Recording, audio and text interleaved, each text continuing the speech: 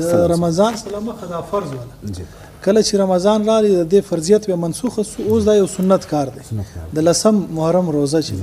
د دې ډیر فضیلت حضور صلی الله علیه وسلم یو حدیث کې فرمایي چې څوک دا روزه ونیسي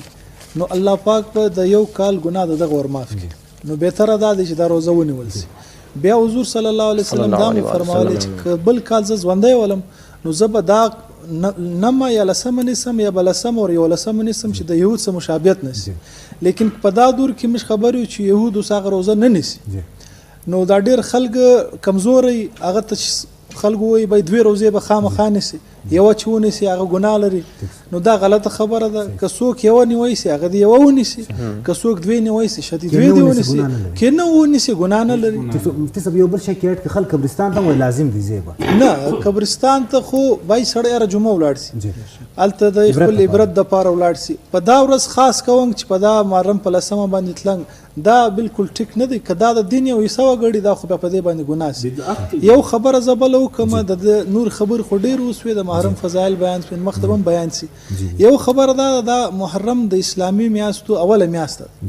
په دې کې زموږ دا په کار دی چې زموږ د ژوند یو کال بل کم سو نو باید چې په دا ورځ باندې توبه دا توبه وبس چې الله سزون مش تیر کړی دی په هغه کې زموږ ډېر ګناه وسی یا الله ز توبه کوم یا الله ته معاف کړي زه به آینده ګناه نه کوم په دا باندې اور بیا دا نوې کال دی په دې باندې مش کوشش وکړو چې خپل د 15 وخت منځ دا ار کله تاج د پروګرام په شروع کې ولې دا نه دی چې په محرم کې مش مسلمانان یا په روزه کې مسلمانان نه باید چې ار وخت مش د 15 منځونه سولې خپل اخلاق سو خپل حلاله کمای سو دا هر وخت ازمش ډیوټي زموږ ذمہداري د مج مسلمانانو دا صرف د یو میاشت کار نه دی دا د پوره ژوند کار دی نو د دې طرف ته به چې مش توجه ورکو او خپل پوره ژوند په اسلامي او د سیرت محمد صلی الله علیه وسلم په مطابق تیر کو ان شاء الله دا دنیا به مم کامیابی او آخرت به کامیابی زه فاروق صاحب اجازه مختصر خبر کول غواړم قدرمنو د محرم میاشت کوم د لکه څنګه چې مفتی صاحب فرمایل اوله میاشت په دې کې د اتحاد او د اتفاق او د یووالي یا د مینه د محبت خبرې کول پکار دي اوس غټ غټ مفتی اعظم مفتی تقی عثمان